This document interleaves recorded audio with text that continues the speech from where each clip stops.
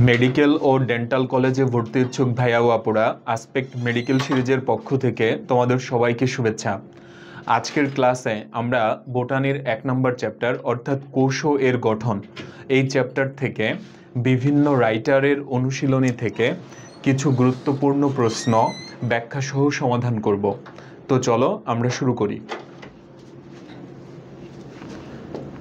তো ফার্স্টে দেখো, আমরা একটা চ্যাপ্টার ম্যাপ দেখব বা হচ্ছে একটা পরিসংখ্যান দেখব, যেটাতে মূলত উপস্থাপন করা হয়েছে যে এই চ্যাপ্টারের কোন কোন টপিকগুলা বোর্ড পরীক্ষায়, মেডিকেল ও ডেন্টাল কলেজ ভর্তি পরীক্ষায় এবং বিভিন্ন বিশ্ববিদ্যালয়ের ভর্তি পরীক্ষায় অনেক বেশি গুরুত্বপূর্ণ, যেই টপিকগুলা থেকে বারবার প্রশ্ন আসছে।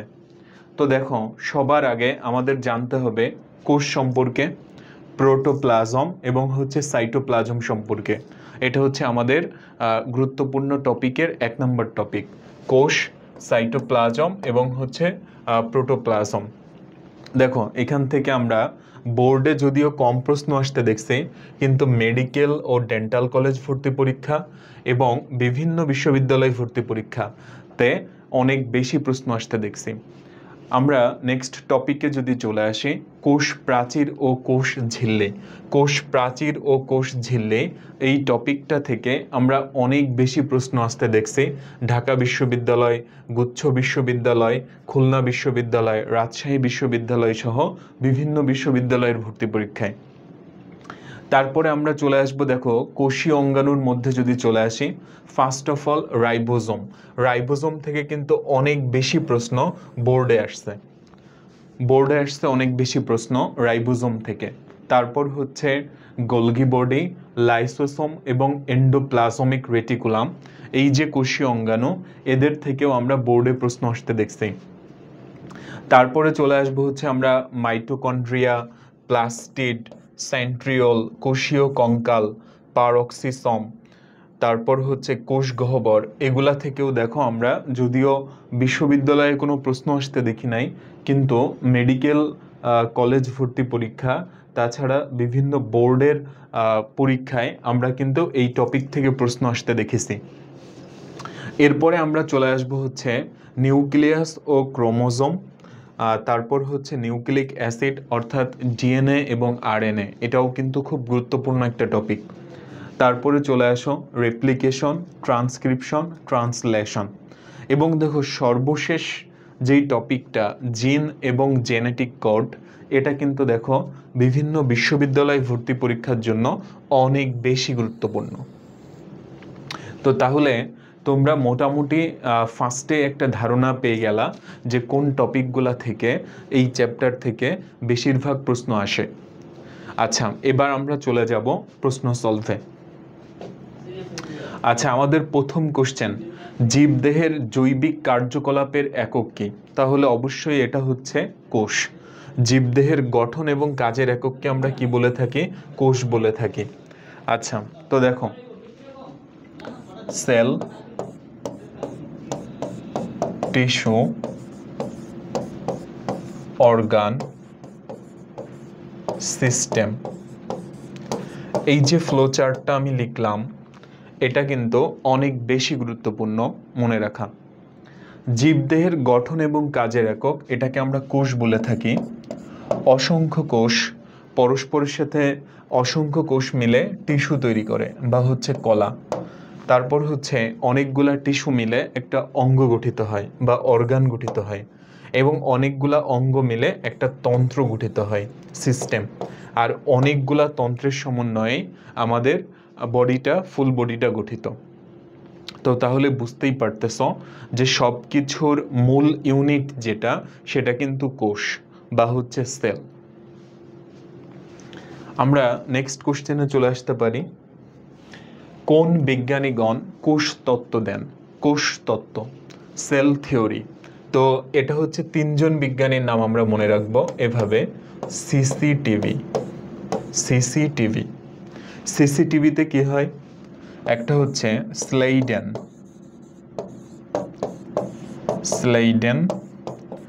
সোয়ান, আর একটা হচ্ছে ভার্চু। স্লাইডেন, সোয়ান এবং হচ্ছে ভার্চো, এই তিনজন বিজ্ঞানী মিলে কোষ তত্ত্ব প্রদান করেন। তবে যদি বলা হয় যে কোষ বিদ্যার জনককে বা সাইটোলজির জনককে, তাহলে অবশ্যই বলতে হবে রবার্ট হুক। রবার্ট হুক হচ্ছে সাইটোলজি বা কোষবিদ্যার জনক। তো তাহলে দেখো, আমরা যদি একটু অপশনগুলোর দিকে তাকাই, তাহলে এই যে স্লাইডেন এবং সোয়ান অর্থাৎ অপশন সি, এটাই হচ্ছে আমাদের এই প্রশ্নের সঠিক উত্তর। তাহলে কোষতত্ত্ব প্রদান করছে তিনজন বিজ্ঞানী, এইভাবে মনে রাখতে হবে স্লাইডেন, সোয়ান এবং হচ্ছে ভার্চো, সিসিটিভি। পরের প্রশ্ন, ফ্লুইড মোজাইক মডেল কোন বিজ্ঞানী প্রদান করে? তোমরা নিশ্চয়ই জানো যে কোষ ঝিল্লির গঠন সম্পর্কিত, কোষ ঝিল্লি এর গঠন সম্পর্কিত সর্বাধুনিক এবং সব থেকে বেশি গ্রহণযোগ্য যেই মডেলটা, এটা হচ্ছে fluid mosaic model. Fluid mosaic model. তো এই মডেলটা কোন কোন বিজ্ঞানী দিছে? সিঙ্গার এবং নিকলসন। তাহলে আমরা এই দুইজনের নাম মনে রাখবো, সিঙ্গার অ্যান্ড নিকলসন। তাহলে দেখো, আমাদের এই যে অপশন এতেই সিঙ্গার এবং নিকলসনের নামটা দেওয়া আছে। আর এই যে রবার্টসন, উনি হচ্ছে একক পর্দা মডেল, যেটা বা ইউনিট মেমব্রেন হাইপোথেসিস, এই মডেলটা দিছে হচ্ছে বিজ্ঞানী রবার্টসন, ওনার নামটাও মনে রাখবা। আর সিঙ্গার এবং নিকলসন ওনারা যে মডেলটা দিছে এটা হচ্ছে ফ্লুইড মোজাইক মডেল। আমরা নেক্সট কোশ্চেনে চলে আসব, পর্দাবিহীন সাইটোপ্লাজমীয় অঙ্গাণু কোনটা? আচ্ছা, তো এখানে দেখো, আমি যদি এরকম দুইটা ভাগ করে ফেলি, একটা হবে কি পর্দাযুক্ত, আর একটা ভাগ হবে কি পর্দাবিহীন। আচ্ছা, পর্দাযুক্তর মধ্যে কারা পড়বে? মা এরা পাগল, শুধু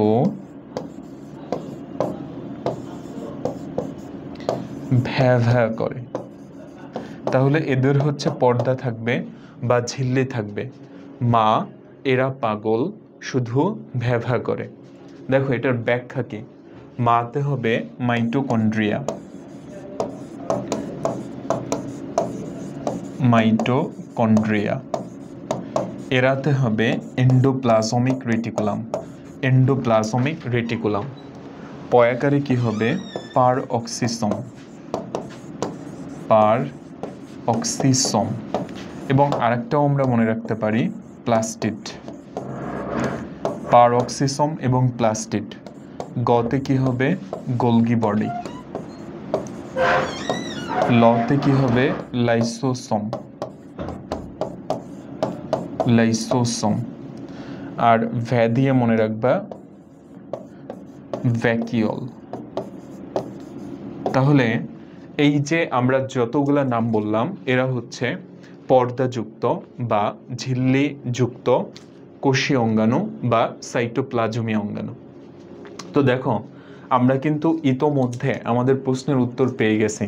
তোমরা একটা অপশন টেস্ট করো, এই যে গোলজি বস্তু এখানে কিন্তু আছে, তারপর লাইসোসোম এখানে আছে, মাইটোকন্ড্রিয়াও এখানে আছে। তাহলে এই তিনটা হচ্ছে পর্দাযুক্ত, কিন্তু আমাদের কাছে জানতে চাইছে পর্দাবিহীন কোনটা। তাহলে এই প্রশ্নের সঠিক উত্তর অবশ্যই হচ্ছে রাইবোজোম। কি হবে? রাইবোজোম। তাহলে দেখো, পর্দাবিহীন যে কোষীয় অঙ্গাণুগুলা, এইটা কিন্তু আর তোমাকে আলাদাভাবে কষ্ট করে না মনে রাখলেও চলবে। অর্থাৎ তুমি যদি ঝিল্লিযুক্ত বা পর্দাযুক্ত যে কোষীয় অঙ্গাণুগুলো আছে, এইটা যদি ভালোভাবে মনে রাখতে পারো, তাহলে অবশ্যই বাকি যেগুলা থাকবে তারা হচ্ছে ঝিল্লিবিহীন কোষীয় অঙ্গাণু। তো দেখো, অ্যাডমিশন টেস্টে বা এমসিকিউ পরীক্ষায় ভালো করার একটা গুরুত্বপূর্ণ কৌশল হচ্ছে এটা, যে তোমাকে দেখো, যেখানে দুইটা ব্যাপার আছে, সেখানে যদি তুমি একটা খুব ভালো করে মনে রাখতে পারো, তাহলে আর যে ব্যাপারটা থাকবে সেটা কিন্তু আর তোমাকে মনে না রাখলেও চলবে। এই একটা দিয়েই তুমি কিন্তু দুইটার কাজ চালাই নিতে পারবা। এটাই হচ্ছে কৌশল। এবং এই কৌশলগুলা যারা ভালোভাবে আয়ত্ত করতে পারবে এবং এটা যারা পরীক্ষার হলে প্রয়োগ করতে পারবে তাদের জন্য কিন্তু সফল হওয়াটা বেশি সহজ হয়ে যাবে। এটা সবসময় মনে রাখতে হবে। আমরা তাহলে নেক্সট কোশ্চেনে চলে আসতে পারি। নিচের কোন অঙ্গাণু শুক্রাণু গঠনে সহায়তা করে? তাহলে শুক্রাণু গঠনে সহায়তা করবে গোলগি বডি। আমরা জানি যে গোলগি বডি এটার কিন্তু অনেক কাজ, ঠিক আছে? তো এই গোলগি বডির একটা কাজ হচ্ছে কি শুক্রাণু গঠনে সহায়তা করা গোলগি বস্তু। লাইসোসোম তৈরি করা এটাও কিন্তু গোলগি বডির একটা কাজ। এটাও কিন্তু মনে রাখবা যে লাইসোসোম তৈরি করা, লাইসোসোম।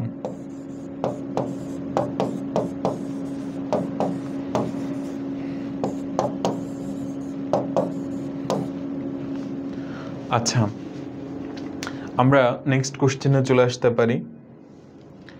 মাইটোকন্ড্রিয়ার প্রধান কাজ কোনটি? দেখো, মাইটোকন্ড্রিয়া এটাকে আমরা বলে থাকি power house of the cell, power house of the cell বা কোষের শক্তিঘর, বা বলে থাকি কি কোষের শক্তিঘর। তাহলে মাইটোকন্ড্রিয়া যেহেতু power house of the cell বা কোষের শক্তিঘর, তাহলে অবশ্যই মাইটোকন্ড্রিয়ার প্রধান কাজ হবে শক্তি উৎপাদন করা।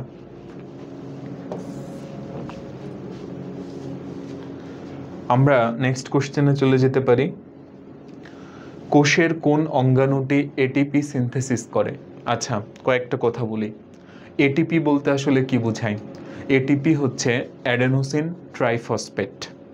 আচ্ছা, তো এই এটিপিকে আমরা বলে থাকি বায়োলজিক্যাল কয়েন বা বায়োলজিক্যাল কারেন্সি বা হচ্ছে জৈব মুদ্রা। অর্থাৎ এটিপি থেকে কি পাওয়া যাবে? শক্তি পাওয়া যাবে। এখন তাইলে দেখো, শক্তি উৎপাদনের সঙ্গে জড়িত কোন কোষীয় অঙ্গাণু? অবশ্যই সেটা মাইটোকন্ড্রিয়া। তাহলে এই প্রশ্নের সঠিক উত্তর হবে মাইটোকন্ড্রিয়া। মাইটোকন্ড্রিয়াকে আমরা বলে থাকি power house of the cell বা হচ্ছে কোষের শক্তিঘর। আর এখানে শক্তি বলতে আমরা কাকে বুঝবো? এটিপিকে, অ্যাডেনোসিন ট্রাইফসফেটকে। পরের প্রশ্ন, কোষের মস্তিষ্ক। তো আমরা কোষের মস্তিষ্ক বলি হচ্ছে নিউক্লিয়াসকে। নিউক্লিয়াসকে বলা হয় কোষের মস্তিষ্ক। তোমরা নিশ্চয়ই জানো যে একটা নিউক্লিয়াসের গঠনে প্রধানত কি কি পার্ট থাকে। দেখো, first of all nuclear envelope বা হচ্ছে মেমব্রেন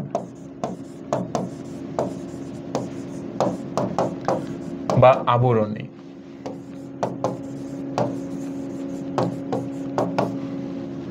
और মেমব্রেন और হচ্ছে কি আবরণী।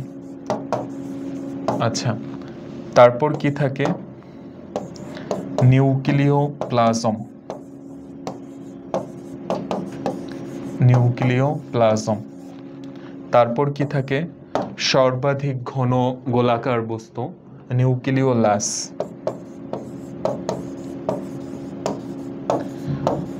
এবং সর্বশেষ আমরা যার কথা বলবো এটা হচ্ছে নিউক্লিয়ার রেটিকুলাম, নিউক্লিয়ার রেটিকুলাম অথবা হচ্ছে ক্রোমাটিন তন্তু, ক্রোমাটিন তন্তু। তো এই হচ্ছে মোটামুটি একটা নিউক্লিয়াসের গঠনে পাওয়া যায়। আর অবশ্যই মনে রাখতে হবে যে নিউক্লিয়াসকে আমরা বলে থাকি কোষের মস্তিষ্ক। নেক্সট কোশ্চেনে চলে যাই। মানুষের কত জোড়া অটোসম থাকে? আচ্ছা দেখো, মানুষের প্রত্যেক কোষে ক্রোমোজোম থাকে 46টি অথবা 23 জোড়া। খেয়াল করো, মানুষের প্রত্যেকটা কোষে ক্রোমোজোম থাকবে 46টা বা হচ্ছে 23 জোড়া।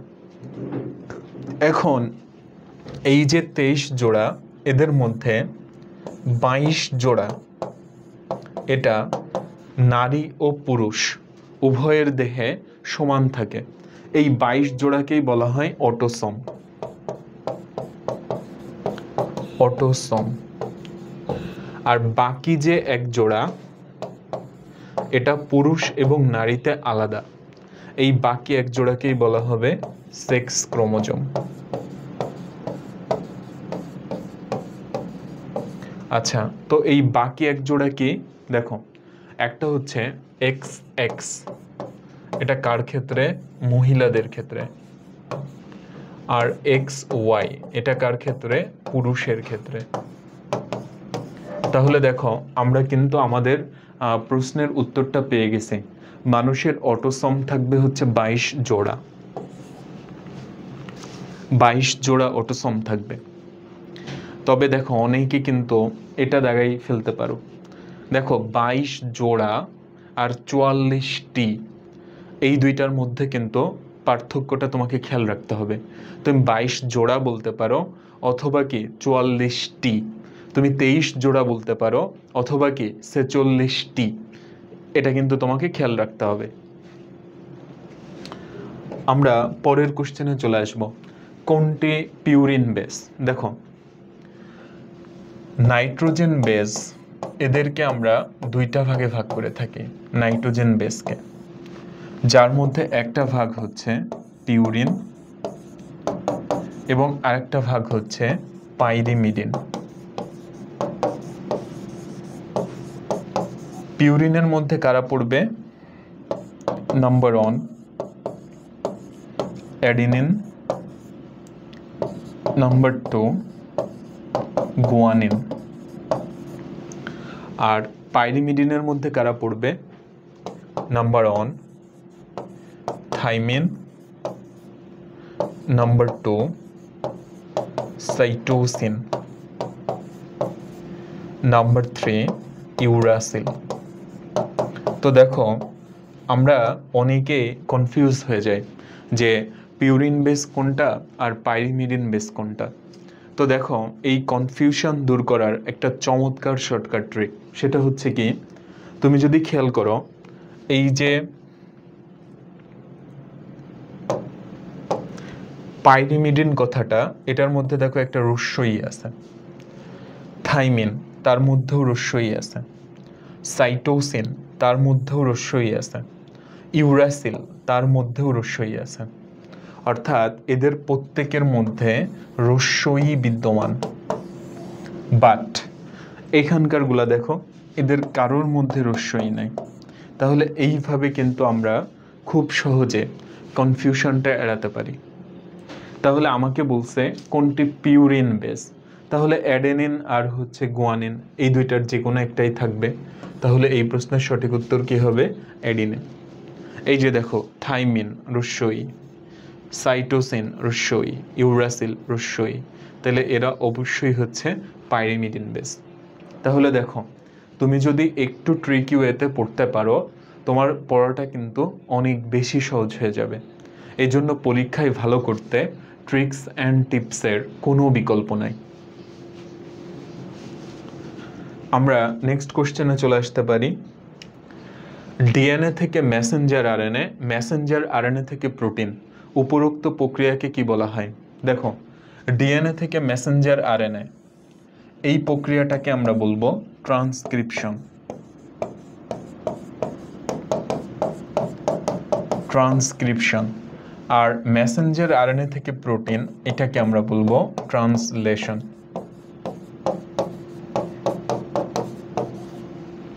তাহলে ট্রান্সক্রিপশন, তারপর কি ট্রান্সলেশন। তাহলে এই প্রশ্নের সঠিক উত্তর হচ্ছে ট্রান্সক্রিপশন ও ট্রান্সলেশন। পরের প্রশ্ন, নিচের কোনটিতে রিভার্স ট্রান্সক্রিপশন ঘটে? আগে আমরা দেখব রিভার্স ট্রান্সক্রিপশনটা আসলে কি।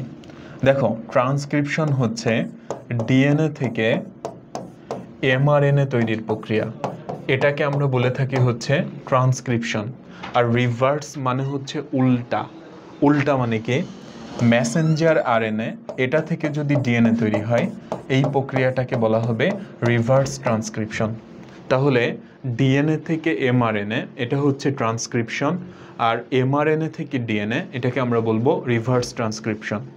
এবং তোমাদের মনে রাখতে হবে এটা কোথায় ঘটে, এইচআইভি ভাইরাসে। এইচআইভি এটার ফুল ফর্ম কি, হিউম্যান ইমিউনো ডেফিসিয়েন্সি ভাইরাস, এবং এই ভাইরাস কোন রোগটার জন্য দায়ী, এইডসের জন্য দায়ী। তাহলে দেখো আমরা রিভার্স ট্রান্সক্রিপশন এটা কোথায় দেখব, এইচআইভিতে। এবং তোমরা এটা মনে রাখবা যে রিভার্স ট্রান্সক্রিপশন যে সমস্ত ভাইরাসে ঘটে তাদেরকে বলা হয় রিট্রো ভাইরাস। তাহলে এইচআইভি এটা হচ্ছে একটা রিট্রো ভাইরাস, এই কথাটা মনে রাখতে হবে, রিট্রো ভাইরাস। পরের প্রশ্নে চলে আসি, ডিএনএর একটা হেলিক্সের অনুক্রম যদি এটিজিসি হয় এমআরএনএ বেস অনুক্রম কোনটি হবে? আচ্ছা খেয়াল করো, অ্যাডেনিন, থাইমিন, গুয়ানিন, সাইটোসিন, এটা হচ্ছে ধরো ডিএনএর বেজের অনুক্রম ডিএনএর। আচ্ছা আরএনএতে কি হবে? আমরা যেটা জানি অ্যাডেনিনের সঙ্গে কার বন্ড হয়, থাইমিনের।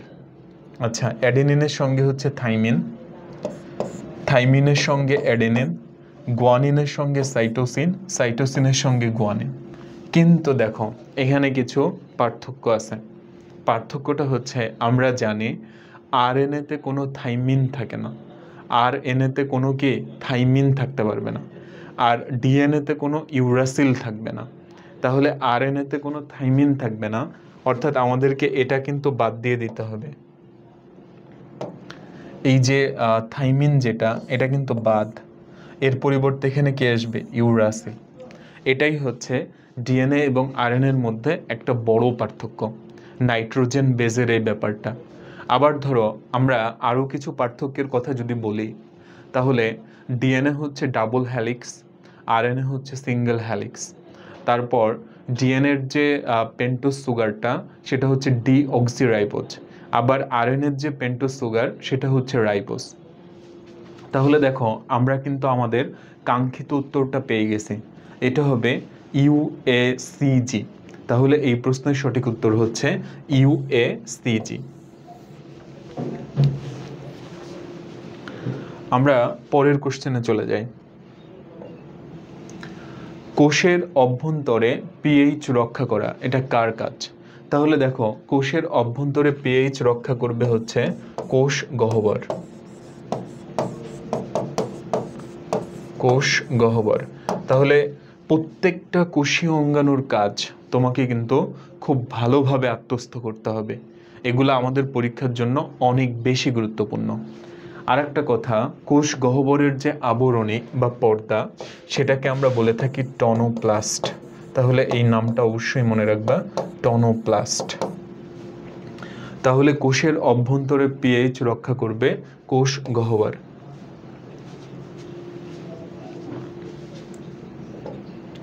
পরের প্রশ্ন, কোনটি সাইটোপ্লাজমীয় নির্জীব বস্তু? আচ্ছা তো সাইটোপ্লাজমীয় যে নির্জীব বস্তুগুলো আছে, তো দেখো আমরা মোটামুটি এভাবে বলতে পারি যে কিছু হচ্ছে বর্জ্য পদার্থ, কিছু হচ্ছে সঞ্চিত পদার্থ, কিছু হচ্ছে নিঃসৃত পদার্থ, অর্থাৎ তিনটা ভাগ করে ফেললাম কিন্তু বোসন। ঠিক আছে, এভাবে মনে রাখতে পারো যে সাইটোপ্লাজমীয় যে নির্জীব বস্তু আছে, বর্জ্য পদার্থ, সঞ্চিত পদার্থ এবং হচ্ছে নিঃসৃত পদার্থ। আচ্ছা তো এই যে নিঃসৃত পদার্থ যেটা, এর মধ্যে কে কে পড়ে? দেখো এর মধ্যে পড়ে পেন, এই যে এইভাবে আমরা লিখব পেন। পিগমেন্ট, পিতে কি হবে, পিগমেন্ট।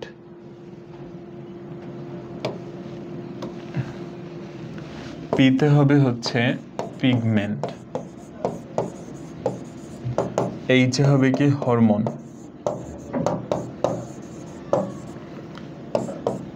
ইতে কি হবে, এনজাইম। আর এনে কি হবে, নেকটার। তাহলে দেখো এই প্রশ্নের সঠিক উত্তর কিন্তু আমরা পেয়ে গেছি। তাহলে এই প্রশ্নের সঠিক উত্তর হবে এনজাইম। সাইটোপ্লাজমীয় নির্জীব বস্তু। পরের প্রশ্ন, কোনটি কোষের প্রোটিন ফ্যাক্টরি? তাহলে আমরা দেখো প্রোটিন ফ্যাক্টরি কাকে বলে থাকি, এটা হচ্ছে রাইবোজোমকে বলে থাকি। রাইবোজোম, রাইবোজোমের কাজ হচ্ছে প্রোটিন তৈরি করা, তাহলে রাইবোজোম হচ্ছে প্রোটিন ফ্যাক্টরি। আর মাইটোকন্ড্রিয়াকে কি বলে থাকি? Power house of the cell. আর লাইসোসোমকে আমরা কি বলে থাকি? আত্মঘাতী থলিকা, সুইসাইডাল স্কোয়াড বা ব্যাক।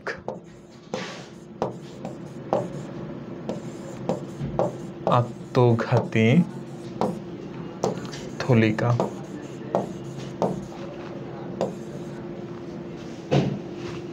নেক্সট কোশ্চেন, কোন জীবকোষে প্রাপ্ত রাইবোজোমের একটি উপ-একক 40S যদি হয়, অপরটি কত? তাহলে দেখো একটা যদি 40 হয় আর একটা অবশ্যই হচ্ছে 60, ঠিক আছে? 40, 60 এই যে দুইটা সাব ইউনিট, এবং এটা হচ্ছে প্রকৃত কোষের ক্ষেত্রে বা ইউক্যারিওটিক সেল, তার ক্ষেত্রে এটা প্রকৃত কোষের ক্ষেত্রে। আর আদিকোষ যেটা, তার ক্ষেত্রে হবে 30S প্লাস হচ্ছে 50S। এখানে S দিয়ে কি বোঝায়? ভেদবার্গ ইউনিট।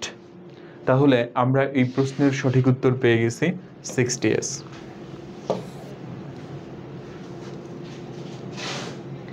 নেক্সট কোশ্চেন, কোনটি আদিকোষী রাইবোজোমের উপ-একক? একটু আগেই আমি বলছি যে প্রোক্যারিওটিক সেল বা আদিকোষী আর ক্ষেত্রে রাইবোজোমের দুইটা যে সাব ইউনিট, তার মধ্যে একটা হচ্ছে 30S এবং আরেকটা হচ্ছে 50S। 30 এবং 50 এটা মনে রাখতে হবে। তাহলে 30S এবং হচ্ছে 50S, এটাই হচ্ছে কাঙ্ক্ষিত উত্তর। এভাবে মনে রাখা যায় যে দেখো যে তোমার 30 মানে 3 আর 55 আর একটা হচ্ছে কি 77, ঠিক আছে? আর 40 প্লাস হচ্ছে 60, এটা মিলে কি 80।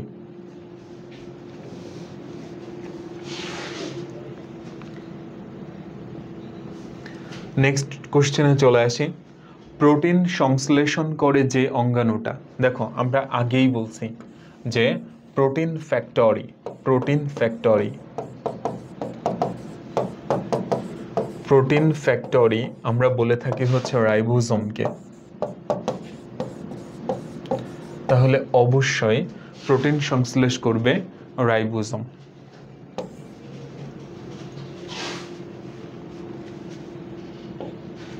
পরের কোশ্চেন, সব ধরনের কোষে পাওয়া যায় কোনটা? আচ্ছা দেখো রাইবোজোম, এই যে দেখো এই যে কোষীয় অঙ্গাণুটা, এটা কিন্তু আদি কোষেও পাওয়া যায়, প্রকৃত কোষেও পাওয়া যায়। তাহলে এই যে একটা মাত্র কোষীয় অঙ্গাণু, যেটা হচ্ছে আদি কোষেও পাওয়া যায়, প্রকৃত কোষেও পাওয়া যায়, এই জন্য আমরা রাইবোজোমকে বলে থাকি সার্বজনীন অঙ্গাণু। এটা মনে রাখবা। তাহলে এই প্রশ্নের সঠিক উত্তর হচ্ছে রাইবোজোম।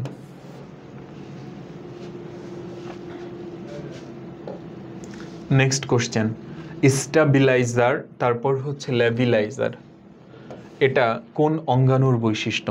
তাহলে এটা হচ্ছে লাইসোসোমের বৈশিষ্ট্য। দেখো স্টাবিলাইজার যেটা, তার কাজ কি অ্যাকচুয়ালি? তার কাজ হচ্ছে যে লাইসোসোমের যে ঝিল্লিটা আছে বা আবরণীটা আছে, এটা যেন বিদীর্ণ না হয়ে যায়।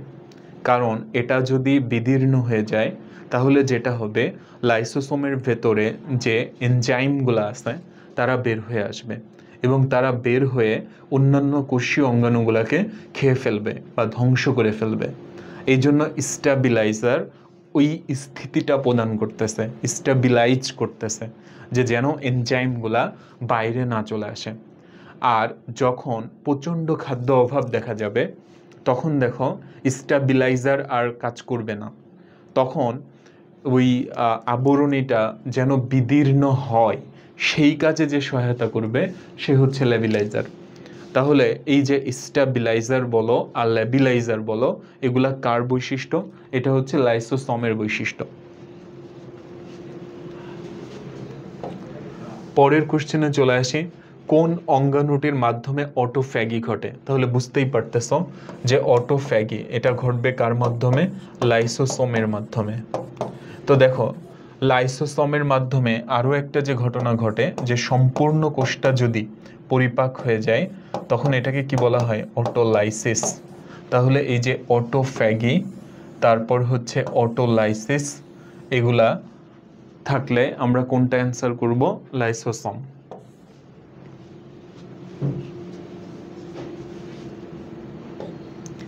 পরের কোশ্চেন, কোনটি ডিএনএ বহনকারী অঙ্গাণু? গোলগি বস্তু, রাইবোজোম, লাইসোসোম, মাইটোকন্ড্রিয়া। মাইটোকন্ড্রিয়া হচ্ছে ডিএনএ বহনকারী। দেখো, আমি তোমাদের একটা চমৎকার ট্রিক শিখাবো, সেটা হচ্ছে কি, আমি যদি মাইটোকন্ড্রিয়া শব্দটা লিখি, মাইটোকন্ড্রিয়া, দেখো মাইটোকন্ড্রিয়া লিখতে কিন্তু একটা ডি লাগে, আর এই ডি থেকেই হচ্ছে ডিএনএ, অর্থাৎ মাইটোকন্ড্রিয়া ডিএনএ বহন করবে। আবার খেয়াল করো, প্লাস্টিড, প্লাস্টিড, প্লাস্টিড লিখতেও কিন্তু একটা ডি লাগে, তাহলে প্লাস্টিডও কি ডিএনএ ধারণ করবে, বিশেষ করে ক্লোরোপ্লাস্ট।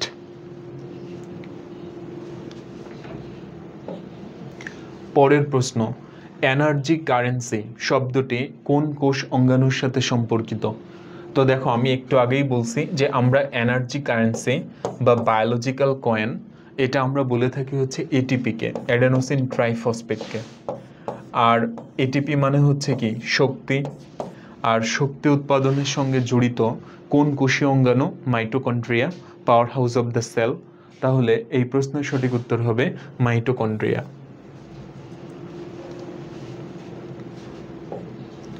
নেক্সট কোশ্চেন, ক্রেবস চক্র এটা হচ্ছে কি একটা শক্তি উৎপাদনের প্রক্রিয়া, সবাত শোষণের একটা ধাপ।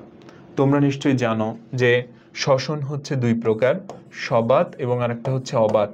তো সবাত শোষণের যে ধাপগুলো আছে, একটা হচ্ছে গ্লাইকোলাইসিস, তারপর হচ্ছে অ্যাসিটাইল কোএ সৃষ্টি, তারপর হচ্ছে ক্রেবস চক্র, ইলেকট্রন ট্রান্সপোর্ট সিস্টেম। তো এই যে প্রক্রিয়াগুলা, এদের মধ্যে ক্রেবস চক্র যেটা, এটা হচ্ছে মাইটোকন্ড্রিয়াতে হবে। ক্রেবস চক্র হবে মাইটোকন্ড্রিয়ায়। আর গ্লাইকোলাইসিস যেটা, গ্লাইকোলাইসিস, এই প্রক্রিয়াটা হবে সাইটোপ্লাজমে। তাহলে গ্লাইকোলাইসিস কোথায় হবে? সাইটোপ্লাজমে হবে। আর ক্রেবস চক্র কোথায় হবে? মাইটোকন্ড্রিয়ায় হবে। নেক্সট কোশ্চেন, নিচের কোনটিতে কোয়ান্টোসোম পাওয়া যায়? তো দেখো, এই যে কোয়ান্টোসোম যেটা, এটা হচ্ছে ক্লোরোপ্লাস্টের বৈশিষ্ট্য, ক্লোরোপ্লাস্ট। তাহলে কোয়ান্টোসোম কোথায় পাওয়া যাবে? ক্লোরোপ্লাস্টে।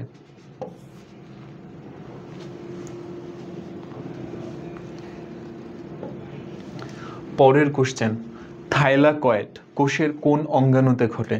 তো থাইলাকয়েড, তারপর হচ্ছে গ্রানাম, তো এই টার্মগুলা আমরা কোথায় দেখতে পাই? ক্লোরোপ্লাস্টে বা সবুজ বর্ণের প্লাস্টিডে। তাহলে দেখো, এই যে টার্মগুলা, থাইলাকয়েড, গ্রানাম, আচ্ছা, তারপর হচ্ছে স্ট্রোমা, স্ট্রোমা ল্যামেলি, এই টার্মগুলা থাকলে তুমি অবশ্যই অ্যান্সার করবা ক্লোরোপ্লাস্ট বা সবুজ বর্ণের প্লাস্টিড।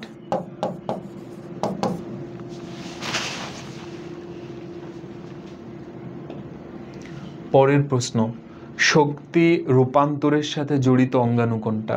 এটা কিন্তু একটা চমৎকার প্রশ্ন, এবং এই প্রশ্নের সঠিক উত্তর অনেকেই মাইটোকন্ড্রিয়া অ্যান্সার করে দিবে, যেহেতু ওই যে শক্তি এই শব্দটা লেখা আছে।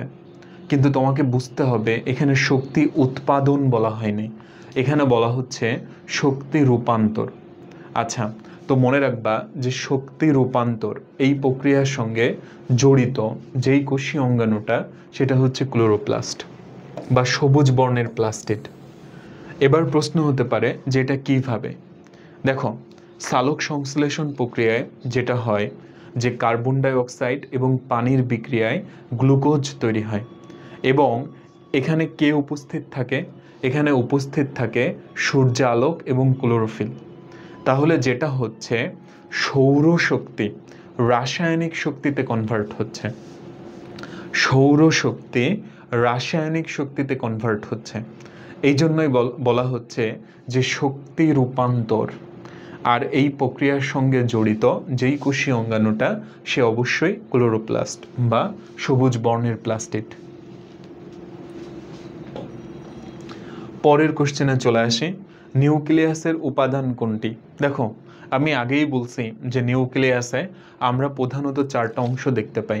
একটা হচ্ছে নিউক্লিয়ার আবরণী, নিউক্লিওপ্লাজম, নিউক্লিওলাস এবং হচ্ছে ক্রোমাটিন তন্তু বা হচ্ছে ক্রোমোজোম বা নিউক্লিয়ার রেটিকুলাম। তাহলে নিউক্লিয়াসের উপাদান অবশ্যই হচ্ছে ক্রোমোজোম। পরের প্রশ্ন, কোনটি মাস্টার মলিকুল নামে পরিচিত? তাহলে দেখো, আমরা মাস্টার মলিকুল এটা বলবো হচ্ছে ডিএনএ কে। মাস্টার মলিকুল কাকে বলবো? ডিএনএ কে।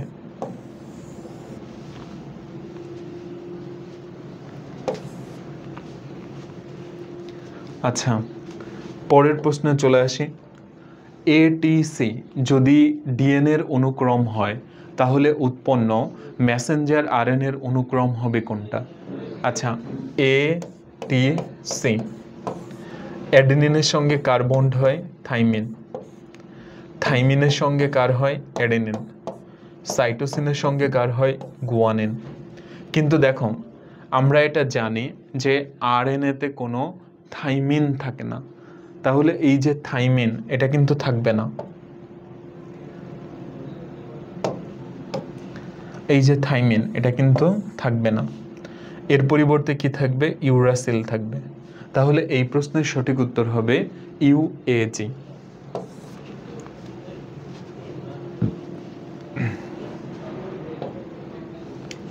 নেক্সট কোশ্চেন, দ্বিসূত্রক নিউক্লিক অ্যাসিডের নাইট্রোজেন ঘটিত ক্ষারকের ক্রম কোনটি?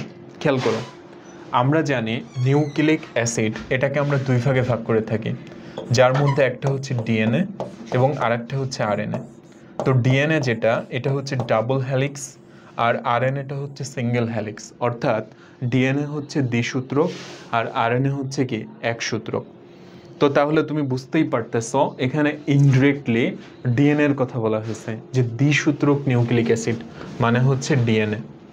তো ডিএনএর নাইট্রোজেন ঘটিত ক্ষারকের ক্রম, তো আমরা তো এটা জানি যে ডিএনএতে অ্যাডিনিনের সঙ্গে হচ্ছে থাইমিন যুক্ত থাকে দুইটা হাইড্রোজেন বন্ডের মাধ্যমে, আর সাইটোসিনের সঙ্গে গুয়ানিন যুক্ত থাকে তিনটা হাইড্রোজেন বন্ডের মাধ্যমে। তাহলে এই ক্ষেত্রে ক্রমটা হবে এটিসিজি। তাহলে এটিসিজি বা জিসি এটা অ্যান্সার করলেই হচ্ছে।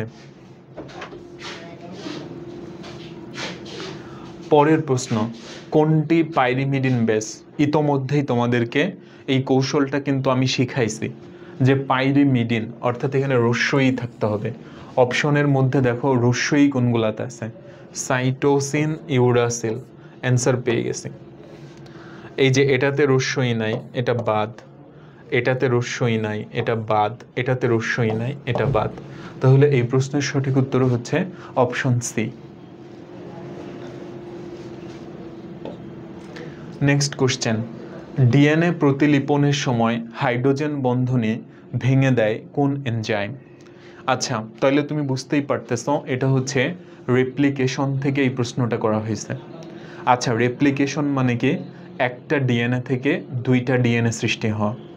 আচ্ছা, তো আমি যদি একটা ডিএনএ থেকে দুইটা ডিএনএ সৃষ্টি করতে চাই তাহলে দেখো আমার প্রথম স্টেপই যেটা হবে যে নাইট্রোজেন যে বেসগুলো আছে এদের মধ্যকার যে হাইড্রোজেন বন্ধনীটা আছে সেটা ভেঙে দিতে হবে এবং এই ভাঙ্গার কাজটা করবে হেলিকেজ এনজাইম। ঠিক আছে, তোমরা এইভাবে মনে রাখবা যে হাইড্রোজেন বন্ধনী মানে এইচ আর এইচ থেকে হেলিকেজ, তাহলে হেলিকেজ এনজাইম এই কাজটা করবে।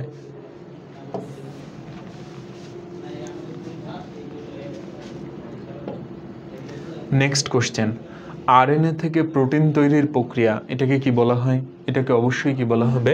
ট্রান্সলেশন। আরএনএ থেকে প্রোটিন তৈরির প্রক্রিয়াকে কি বলা হবে? ট্রান্সলেশন।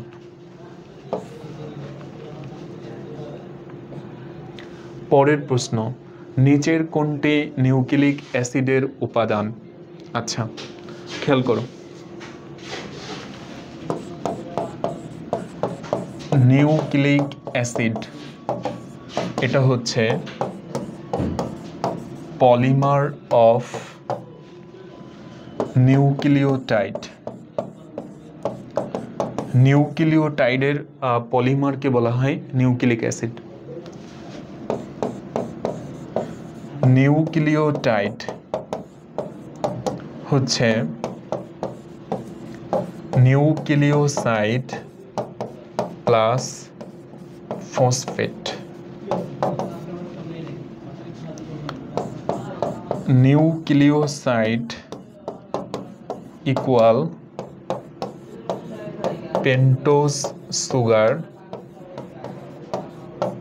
Plus nitrogen base. এখন কথা হচ্ছে দেখো, পেন্টোজ সুগার এটার আবার দুইটা ভাগ, একটা হচ্ছে রাইবোজ আর একটা হচ্ছে ডিঅক্সিরাইবোজ। আর নাইট্রোজেন বেস এটারও দুইটা ভাগ, একটাকে আমরা বলে থাকি পিউরিন আর একটাকে আমরা বলে থাকি পাইরিমিডিন। Purine, pyrimidine. তাহলে দেখো, আমরা কিন্তু আমাদের কাঙ্ক্ষিত উত্তরটা পেয়ে গেছি যে নিউক্লিক অ্যাসিডের উপাদান এগুলার মধ্যেই কিছু একটা হবে। তাহলে রাইবোজ, এই যে রাইবোজ একটা পেন্টোজ সুগার, এবং আমরা এই রাইবোজ কোথায় দেখতে পাই? এটা হচ্ছে আরএনএতে। রাইবোজ হচ্ছে আরএনএতে, আর ডিঅক্সিরাইবোজ যেটা এটা হচ্ছে ডিএনএতে। পরের প্রশ্ন, নিচের কোনটির দ্বারা ট্রান্সলেশন শুরু হবে বা প্রোটিন তৈরি শুরু হবে? অর্থাৎ এখানে এই যে শুরুর ইংরেজি কি? স্টার্ট। অর্থাৎ এখানে স্টার্ট কোডন এটাকে বোঝানো হচ্ছে। তো স্টার্ট কোডন হচ্ছে AUG, এবং এটা কোন অ্যামাইনো অ্যাসিডকে নির্দেশ করে? মেথিওনিন। মেথিওনিন। তাহলে দেখো, এই প্রশ্নের সঠিক উত্তর হবে মেথিওনিন। দেখো, এটা মনে রাখার একটা সহজ ট্রিক যে ইংরেজি বর্ণমালা বা ইংলিশ অ্যালফাবেট এটা শুরু হয় কাকে দিয়ে? এ দিয়ে শুরু হয়। তো স্টার্ট কোডনটাও দেখো এ দিয়ে স্টার্ট হচ্ছে। আবার তোমরা জানো যে অ্যালকেনের প্রথম সদস্যের নাম কি? মিথেন, তাই না? তাইলে মিথ এই কথাটার মানে হচ্ছে এক। তাহলে এই জন্যই দেখো এখানে মেথিওনিন অ্যামাইনো অ্যাসিডটার নাম।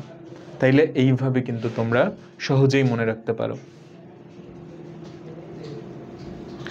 নেক্সট কোশ্চেন, ডিএনএ থেকে এমআরএনএ তৈরির প্রক্রিয়া আমরা কয়েকবার বলে ফেলছি, এটা হচ্ছে ট্রান্সক্রিপশন।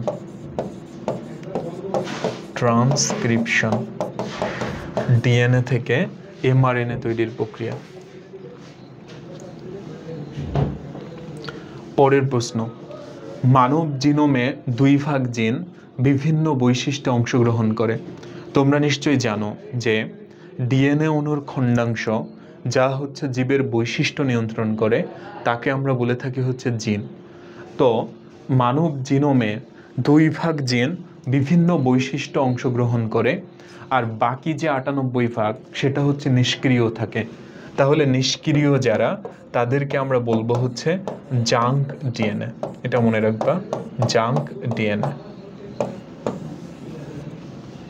তাহলে এই প্রশ্নের সঠিক উত্তর হচ্ছে জাঙ্ক ডিএনএ। পরের প্রশ্ন, স্টপ কোডন কোনটি?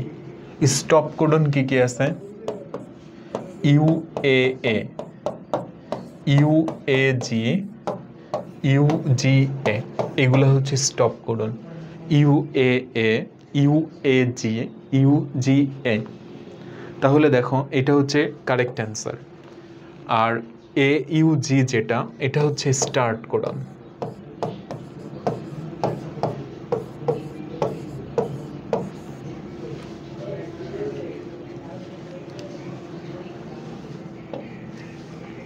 পরের কোশ্চেন, নিচের কোনটি স্টার্ট কোডন? কেবলই দেখো বলে ফেলছি, AUG হচ্ছে start codon.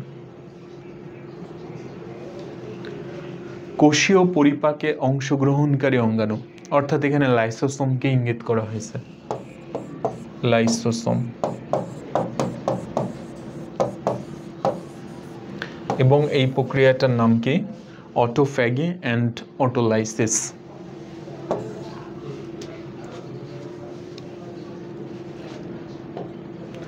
Next question, DNA এর কার্যকরী একক, এটাকে আমরা বলে থাকবি হচ্ছে সিস্ট্রন।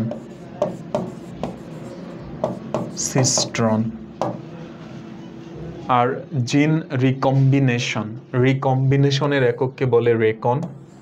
তারপর হচ্ছে রেপ্লিকেশনের একক যেটা, এটা হচ্ছে রেপ্লিকন। আর মিউটেশনের একককে আমরা বলে থাকি মিউটন। পরের কোশ্চেন, কোষ আবিষ্কার করেন কে? অবশ্যই আমরা এখানে রবার্ট হুককে স্মরণ করব। রবার্ট হুক, যিনি হচ্ছে কোষ বিদ্যার জনক। কোষ বিদ্যার জনক। তারপর দেখো আমরা আরো বলতে পারি ওনার যে বইটা, এটা হচ্ছে মাইক্রোগ্রাফিয়া। মাইক্রো মানে ক্ষুদ্র, মাইক্রোগ্রাফিয়া।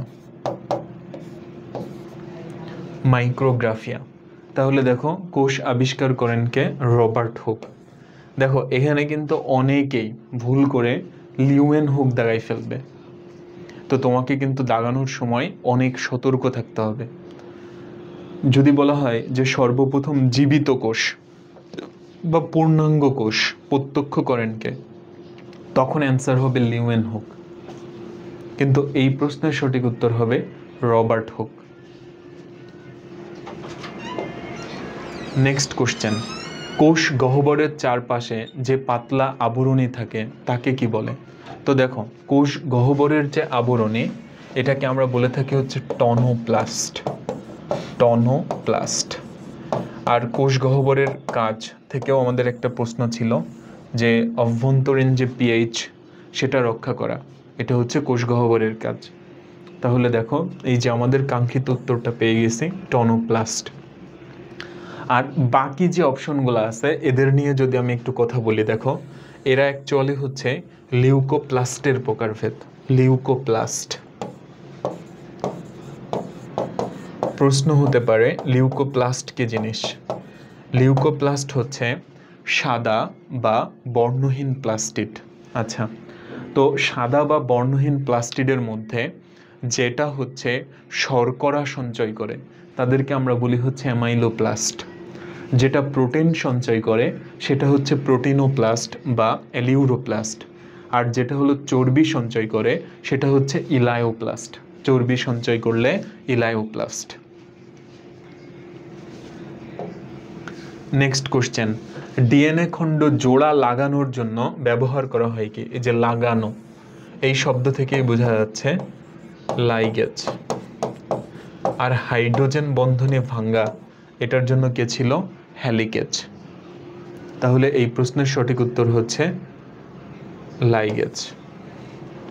আর কাটার জন্য, ডিএনএ কে কাটার জন্য আমরা যেটা ব্যবহার করি সেটা হচ্ছে রেস্ট্রিকশন এনজাইম। রেস্ট্রিকশন।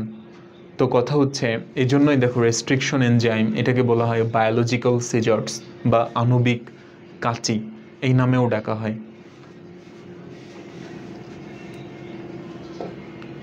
পরের প্রশ্ন, নিচের কোন এনজাইমটি ডিএনএ কর্তনের আণবিক কাঁচি? এই যে দেখো আমরা পেয়ে গেছি। তাহলে এই প্রশ্নের সঠিক উত্তর হবে রেস্ট্রিকশন। নেক্সট কোশ্চেন, ক্লামাইডোমোনাস এর ক্লোরোপ্লাস্টের আকৃতি কেমন? দেখো আমরা জানি যে উচ্চ শ্রেণীর উদ্ভিদ কোষে ক্লোরোপ্লাস্টের বা সবুজ বর্ণের প্লাস্টিডের আকৃতি এক এক ধরনের উদ্ভিদ কোষের ক্ষেত্রে এক এক রকম। যেমন হচ্ছে এই যে ক্লামাইডোমোনাস, এটার ক্ষেত্রে হবে হচ্ছে পেয়ালা আকৃতি। মনে রাখতে হবে কি পেয়ালা আকৃতি। আচ্ছা, তো এটা সহজে কিভাবে মনে রাখা যায়, তুমি এই টার্মটার দিকে একটু তাকাও। ক্লার থেকে তুমি হচ্ছে এলটা বাদ দিয়ে দাও, দেখো চা হয়ে গেছে না? তো তোমাকে যদি কেউ চা পরিবেশন করে সে কিভাবে করবে? কাপ পেয়ালাই করবে। তাহলে এই প্রশ্নের সঠিক উত্তর হবে পেয়ালাকার বা পেয়ালাকৃতির। আর সর্পিল আকার এটা কার ক্ষেত্রে? স্পাইরোগাইরার ক্ষেত্রে। স্পাইরোগাইরা। জালিকাকার ওইডোগোনিয়াম। ওইডোগোনিয়াম, ওজা, এভাবে মনে রাখতে হয়। আর তারকাকার এটা হচ্ছে জিগনেমার ক্ষেত্রে। জিগনেমা। তাজা, তাজা।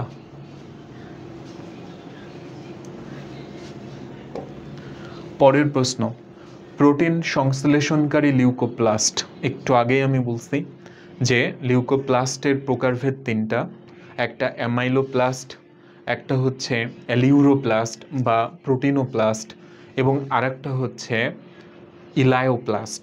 তো প্রোটিন সঞ্চয় করবে যে তাকে আমরা বলবো প্রোটিনোপ্লাস্ট বা হচ্ছে অ্যালিউরোপ্লাস্ট। তাহলে এই প্রশ্নের সঠিক উত্তর হবে অ্যালিউরোপ্লাস্ট।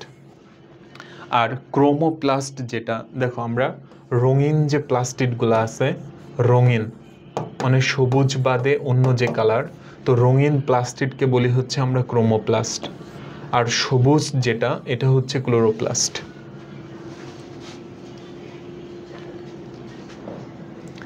নেক্সট কোশ্চেন, উদ্ভিদ কোষের সাইটোপ্লাজমে সর্ববৃহৎ অঙ্গাণুর নাম কি? তাহলে এটা অবশ্যই হচ্ছে ক্লোরোপ্লাস্ট। দেখো এটাকেই আমরা কি বলছি যে শক্তি রূপান্তরের অঙ্গাণু। আবার তুমি বলতে পারো যে কিচেন অব দ্য সেল, কোষের রান্নাঘর, এটাও আমরা কাকে বলে থাকি? ক্লোরোপ্লাস্টকে বা সবুজ বর্ণের প্লাস্টিডকে। নেক্সট কোশ্চেন, কোষীয় কোন অঙ্গাণু বংশগতির উপাদান বহন করবে? তাহলে অবশ্যই আমরা বলে দিব নিউক্লিয়াস। বংশগতির উপাদানকে বহন করবে নিউক্লিয়াস, কারণ নিউক্লিয়াসে হচ্ছে ক্রোমোজোম থাকে আর ক্রোমোজোমে ডিএনএ থাকে। এই যে এটাই হচ্ছে সঠিক উত্তর। তাহলে এখানে যেহেতু নিউক্লিয়াসটা নাই, আমরা অ্যান্সার করব কাকে? ক্রোমোজোমকে।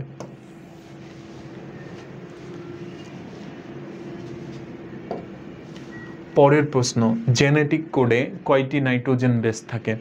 একটু আগেই দেখো আমরা স্টার্ট কোডন দেখছি, স্টপ কোডন দেখছি।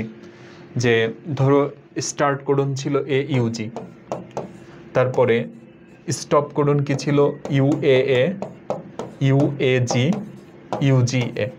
তো দেখো এদের প্রত্যেকটা কোড কিন্তু 3টা নাইট্রোজেন বেস বিশিষ্ট, ঠিক আছে? তাহলে জেনেটিক কোডে নাইট্রোজেন বেস থাকবে হচ্ছে 3টা। এই প্রশ্নের সঠিক উত্তর 3।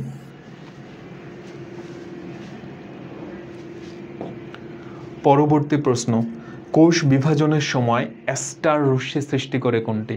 তাহলে এটা অবশ্যই সেন্ট্রিওলের কাজ। সেন্ট্রিওলের কাজ হচ্ছে, যেহেতু প্রাণী কোষে সেন্ট্রিওল থাকে, তাহলে এটা হচ্ছে কোষ বিভাজনের সময় অ্যাস্টার রে সৃষ্টি করবে। সেন্ট্রিওলের বাকি যে কাজগুলো আছে খেয়াল করো। সেন্ট্রিওলের কাজ এভাবে আমরা মনে রাখব, ফাজিল ছেলেদের মুখে লজ্জা নেই, দুষ্টু ছেলেদের মুখে লজ্জা নেই। তাহলে দেখো ফ্লাজেলা গঠন, ফ্লাজেলা। তারপর হচ্ছে সিলিয়া গঠন, ফ্লাজেলা, সিলিয়া। মুখে এটা তো হচ্ছে মাকুতন্তু। আর লজ্জা শুক্রাণুর লেজ গঠন, শুক্রাণুর লেজ গঠন। এইগুলো হচ্ছে তোমার সেন্ট্রিওলের কাজ।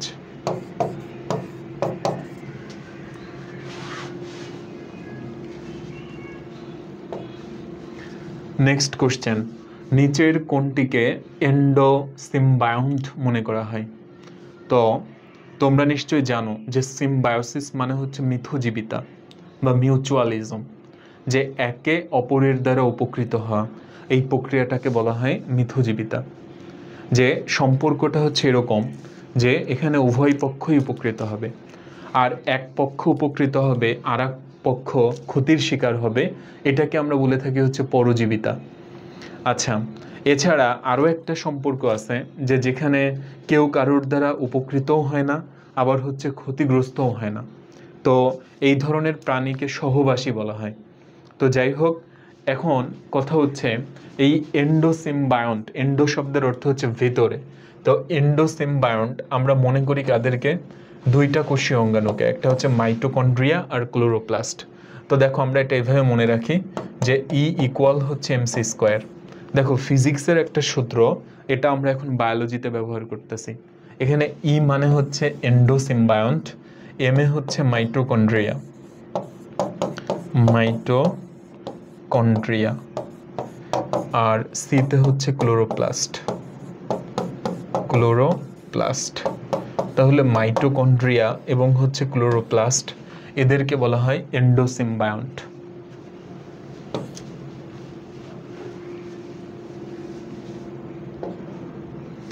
নেক্সট কোশ্চেন, নিচের কোনটি ডিএনএ অনুলিপনে উপস্থিত? ডিএনএ অনুলিপন মানে কি? একটা ডিএনএ থেকে দুইটা ডিএনএ সৃষ্টি হওয়া। যে ধরো এটা হচ্ছে ডিএনএর দুইটা ডাবল হেলিক্স, আর এখানে এই যে এটা ডাবল হেলিক্সটা ভেঙে গেল, তারপরে এখানে আর একটা সুতা তৈরি হলো, এখানে আর একটা সুতা তৈরি হলো। তো তাইলে দেখো একটা ডিএনএ ছিল, দুইটা ডিএনএ তৈরি হলো। তো ব্যাপারটা হচ্ছে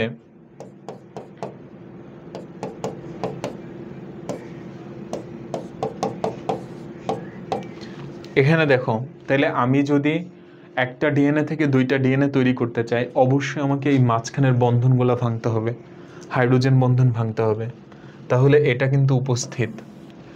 সম্পূর্ণ হেলিক্স সৃষ্টি অবশ্যই, যে একটা সুতা এটা হলো মাতৃ সুতা, আর একটা সুতা এটা হচ্ছে নতুন তৈরি হবে, অপত্য সুতা যেটা। এই জন্যই দেখো এই প্রক্রিয়াটা কিন্তু সেমি কনজারভেটিভ, মানে অর্ধ সংরক্ষণশীল। আগে থেকে একটা থাকবে আর একটা হচ্ছে নতুন তৈরি হবে, নতুন সূত্রক তৈরি হবে। তাহলে সম্পূর্ণ হেলিক্স সৃষ্টি হবে, রেপ্লিকেশন ফর্ক তৈরি, এই যে এখানে একটা ওয়াই আকৃতির যে গঠন তৈরি হয়েছে, এটাকে আমরা বলে থাকি রেপ্লিকেশন ফর্ক।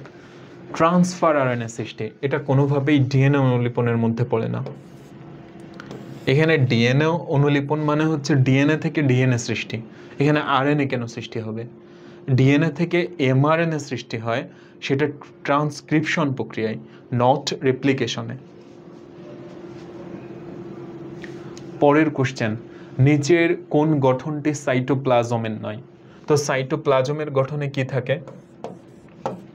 সাইটোপ্লাজম এখানে দুইটা জিনিস থাকে, একটাকে আমরা বলি ম্যাট্রিক্স বা সাইটোসোল বা হায়ালোপ্লাজম, সাইটোসোল, আরেকটা হচ্ছে সাইটোপ্লাজমীয় অঙ্গাণু, সাইটোপ্লাজমীয়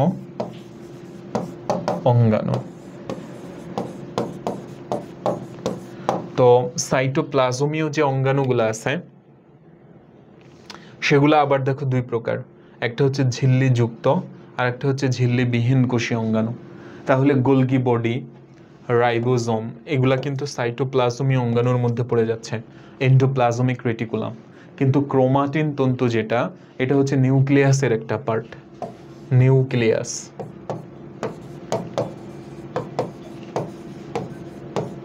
তাহলে কোনোভাবেই ক্রোমাটিন তন্তু সাইটোপ্লাজমের অংশ হতে পারে না। পরের প্রশ্ন, যে কোষীয় অঙ্গাণুর সংখ্যা বৃদ্ধি পেলে বিশ্ব উষ্ণায়ন কমবে? মানে পৃথিবীর তাপমাত্রা যে দিন দিন বেড়েই যাচ্ছে, বৈশ্বিক উষ্ণতা, গ্লোবাল ওয়ার্মিং যে বেড়েই যাচ্ছে, এটা কমবে।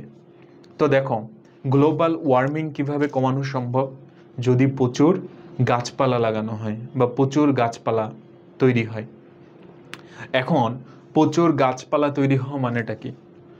ক্লোরোপ্লাস্টের সংখ্যা অনেক বেশি বেড়ে যাওয়া, সবুজ বর্ণের প্লাস্টিড। তাহলে দেখো আমরা ইনডিরেক্টলি এটা বলতে পারি যে ক্লোরোপ্লাস্টের সংখ্যা যদি বাড়ে বিশ্ব উষ্ণায়ন কমে যাবে। নেক্সট কোশ্চেন, নিচের কোন অঙ্গাণুটি কোষে ট্রান্সলেশন প্রক্রিয়ার সাথে জড়িত? ট্রান্সলেশন মানেটা কি? মানে হচ্ছে এমআরএনএ থেকে প্রোটিন তৈরি হওয়া। তো এমআরএনএ থেকে প্রোটিন তৈরি হবে, তো প্রোটিন ফ্যাক্টরি কাকে বলি আমরা? রাইবোজোমকে। রাইবোজোমকে বলে থাকি প্রোটিন ফ্যাক্টরি। তাহলে রাইবোজোম অবশ্যই ট্রান্সলেশন প্রক্রিয়ার সাথে যুক্ত। রাইবোজোম। পরের প্রশ্ন, মাস্টার ব্লুপ্রিন্ট বলা হয় কোনটিকে? দেখো এখানে দুইটা টার্ম, একটা হলো কি মাস্টার মলিকুল। যদি বলে মাস্টার মলিকুল তাহলে অ্যান্সার হবে ডিএনএ, অণু। আর মাস্টার ব্লুপ্রিন্ট এটা যদি বলে তাহলে অ্যান্সার হবে জিনোম, কারণ আমরা জিনের সমষ্টিকে বলে থাকি জিনোম। তাহলে এই প্রশ্নের সঠিক উত্তর হচ্ছে জিনোম। আর নিউক্লিয়াসকে আমরা কি বলি? কোষের মস্তিষ্ক। এরপর আসি কোষ প্রাচীর প্রধানত কোনটি দিয়ে গঠিত? তো কোষ প্রাচীরের প্রধান উপাদান হচ্ছে সেলুলোজ। এটা তোমরা নিশ্চয়ই অনেক বেশি ভালোভাবেই জানো যে কোষ প্রাচীরের প্রধান উপাদান হচ্ছে সেলুলোজ। পরের কোশ্চেন, প্রোক্যারিওটা উদ্ভিদের বৈশিষ্ট্য নয় কোনটি? প্রোক্যারিওটা মানে হচ্ছে আদিকোষী। আচ্ছা, তো আদিকোষীর দেখো রাইবোজোম ব্যতীত অন্য কোনো আবরণী বেষ্টিত ক্ষুদ্রাঙ্গ নেই। আচ্ছা, এখানেও দেখো একটা ভুল, সেটা হলো কি রাইবোজোম কিন্তু আবরণী বেষ্টিতই না, ঠিক আছে? আবরণী বিহীন। রাইবোজোম কি আবরণী বিহীন, আবরণী বিহীন। তো যাই হোক, প্রোক্যারিওটাদের রাইবোজোম থাকে, এটা ঠিক আছে। সুনির্দিষ্ট নিউক্লিয়াস আছে, এটা তো মেনে নেওয়াই যায় না, কারণ সুনির্দিষ্ট নিউক্লিয়াস এটা হচ্ছে ইউক্যারিওটার বৈশিষ্ট্য। প্রকৃত কোষী যারা তাদের বৈশিষ্ট্য হচ্ছে সুনির্দিষ্ট নিউক্লিয়াস। এটা কোনোভাবেই প্রোক্যারিওটার বৈশিষ্ট্য না যে সুগঠিত নিউক্লিয়াস থাকবে।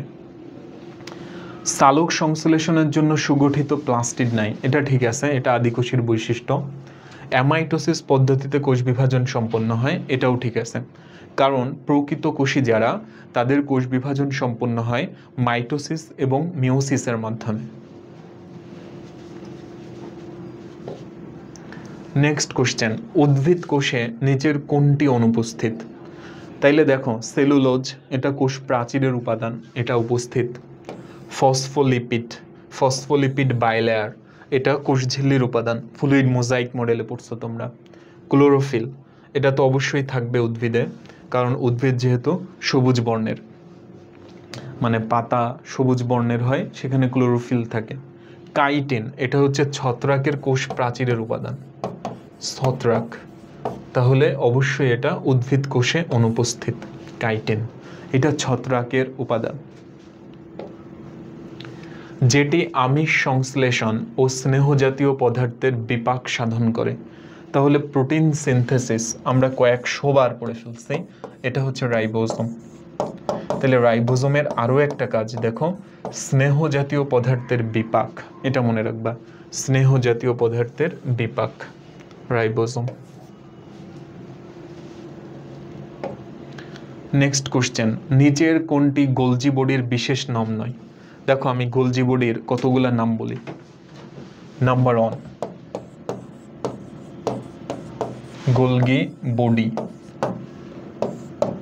গোলগি যন্ত্র, গোলগি ক্ষেত্র। তারপর আসো ডিকটায়োসোম, ইডিওসোম, লাইপোকন্ড্রিয়া।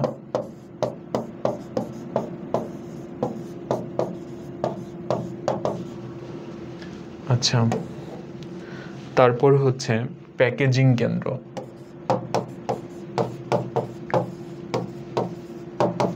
প্যাকেজিং কেন্দ্র। তারপর হচ্ছে কার্বোহাইড্রেট ফ্যাক্টরি।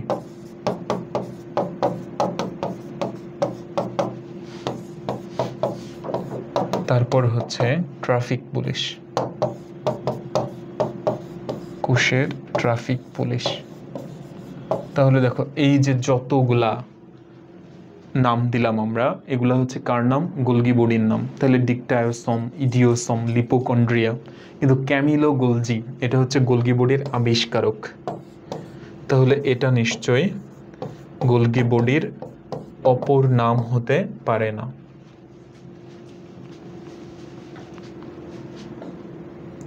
নেক্সট কোশ্চেন, নিচের কোনটি লাইসোসোম তৈরি করে? তো লাইসোসোম কে তৈরি করবে? Golgi body. এটা আমরা ফার্স্টেই বলছিলাম যে শুক্রাণু গঠনে সহায়তা করবে, আবার কি লাইসোসোম তৈরি করবে কে? Golgi body.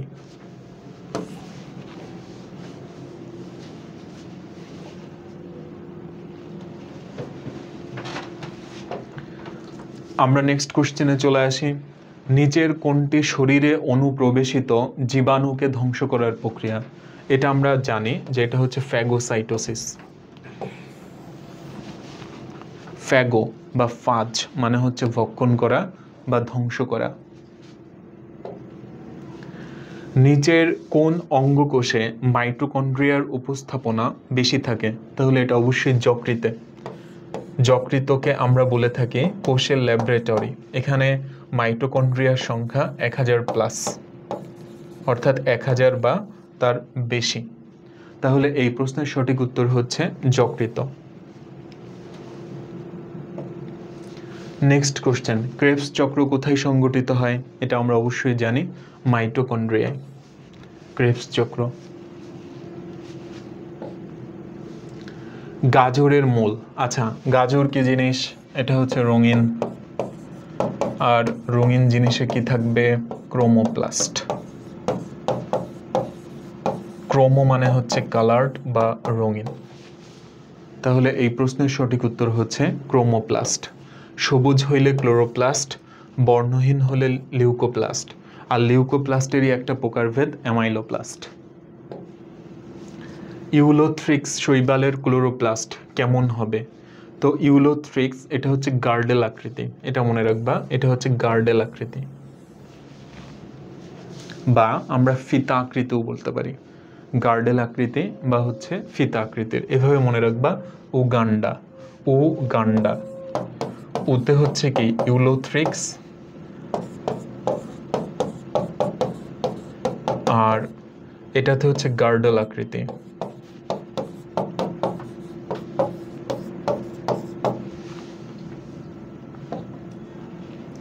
Next question, thylakoid এটা কোথায় থাকে? তাহলে আমি বলছিলাম যে thylakoid, granum, stroma, stroma lamellae এগুলো হচ্ছে ক্লোরোপ্লাস্টের জন্য প্রযোজ্য। তাহলে এই প্রশ্নের সঠিক উত্তর হচ্ছে ক্লোরোপ্লাস্ট, সবুজ বর্ণের প্লাস্টিড।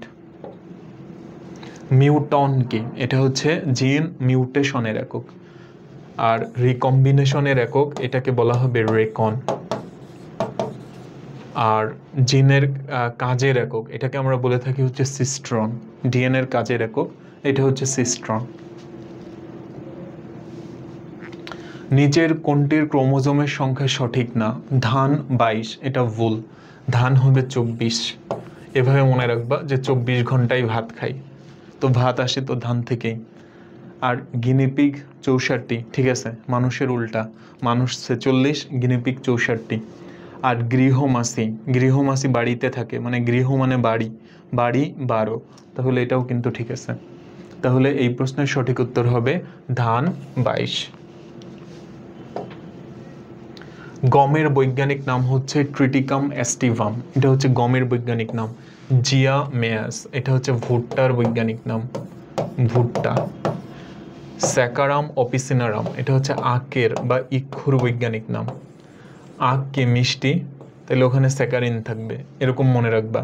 হর্ডিয়াম ভালগার, এটা হচ্ছে জবের বৈজ্ঞানিক নাম, জব পাওয়া হার্ড, ঠিক আছে? এইভাবে মনে রাখতে হবে। ডিএনএ ডাবল হেলিক্স মডেল কে দিছে? ওয়াটসন এবং ক্রিক। ওয়াটসন এবং ক্রিক, এজন্য ওনারা নোবেল পুরস্কার পায়। নিচের কোনটি আরএনএ শিকলের ক্ষারক নয়? তাহলে দেখো আমরা কি জানি, রমনায় কোনো থানা নেই, মানে হচ্ছে আরএনএতে কোনো থাইমিন নেই, আরএনএতে কোনো থাইমিন থাকবে না। তাহলে আরএনএ শিকলের ক্ষারক নয় হচ্ছে থাইমিন, আর ডিএনএতে হচ্ছে ইউরাসিল নেই। সব জীবের ক্ষেত্রেই ডিএনএ কয়টি রাসায়নিক ক্ষার নিয়ে গঠিত? তাহলে দেখো আমরা জানি ডিএনএ গঠিত হয় এটি আর হচ্ছে সিজি দিয়ে, তাহলে অবশ্যই কয়টা থাকবে? 4টা।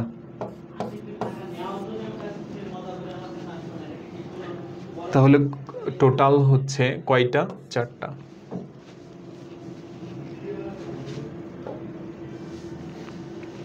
তো ভাইয়া ও আপুরা, এই এমসিকিউটার মাধ্যমে আমরা আজকের ক্লাসটা এখানে শেষ করতেছি। তো তোমাদের সামনে খুব শীঘ্রই নতুন একটা চ্যাপ্টার নিয়ে হাজির হব। তো সে পর্যন্ত তোমরা সবাই ভালো থেকো, এবং তোমাদের সবার প্রতি বিশেষ অনুরোধ থাকবে আমাদের এই ভিডিওগুলা তোমাদের ব্যাচমেটদের সঙ্গে, তোমাদের জুনিয়রদের সঙ্গে তোমরা বেশি বেশি করে শেয়ার করবা, যেন তারাও উপকৃত হয়। সবার জন্য অনেক অনেক বেশি শুভকামনা।